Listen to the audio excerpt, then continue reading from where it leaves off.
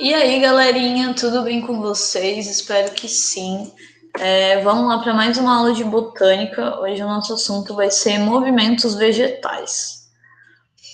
As plantas não têm nenhuma estrutura de locomoção, então elas precisam ajustar o seu corpo de acordo com as fontes de estímulo externas, né?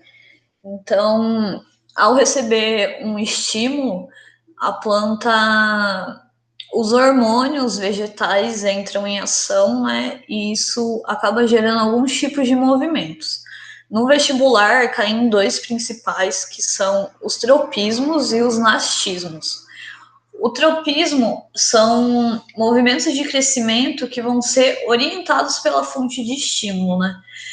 Então, a planta vai crescer ou na direção da fonte de estímulo ou na direção oposta. Enquanto os nastismos são movimentos não orientados, né, a direção deles não tem nada a ver com a fonte de estímulo, mas eles vão continuar sendo ativados por essas fontes externas. Os dois tipos principais de tropismo são o fototropismo e o geotropismo ou gravitropismo. O fototropismo é o crescimento em relação à luz, né? Quando tem uma fonte luminosa ali, o caule da planta tende a crescer em direção a essa fonte. E esse crescimento tem a ver com a ação das auxinas, né? A distribuição desigual delas pelo corpo da planta. Então, no caule, o fototropismo é positivo, porque ele está crescendo em direção à fonte de luz, e na raiz, o fototropismo é negativo, porque a raiz está crescendo na direção contrária à luz. E o geotropismo é o movimento em relação à gravidade, né? O caule vai crescer contra a força da gravidade. Então, o geotropismo é negativo, enquanto a raiz vai crescer para baixo, né? A favor da força da gravidade, tem geotropismo positivo.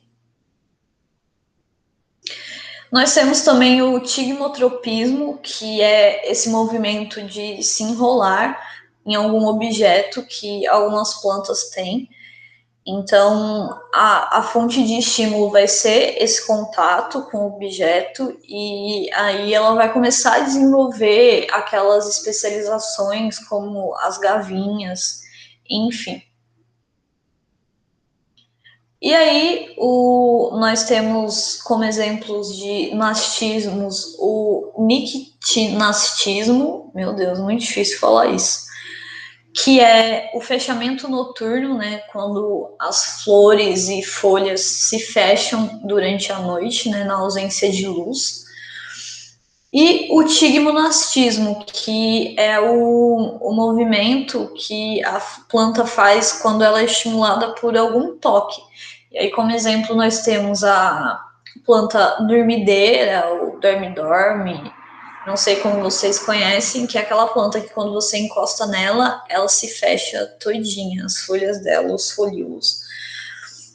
E também as plantas carnívoras, né? Quando o inseto entra em contato ali nas duas sardinhas que ela tem, essa planta se fecha. E a planta carnívora, ela não é de fato carnívora, né? Ela faz fotossíntese, ela é autótrofa, mas essas plantas normalmente estão em solos que são pouco férteis, então elas precisam retirar alguns nutrientes, principalmente nitrogênio, de outra forma, né?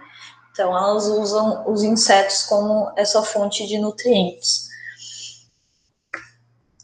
E é isso, aulinha rápida hoje, só para a gente fechar esse assunto. Obrigada pela atenção, espero que vocês tenham gostado. Qualquer dúvida, me procurem. Bons estudos e bom restinho de semana.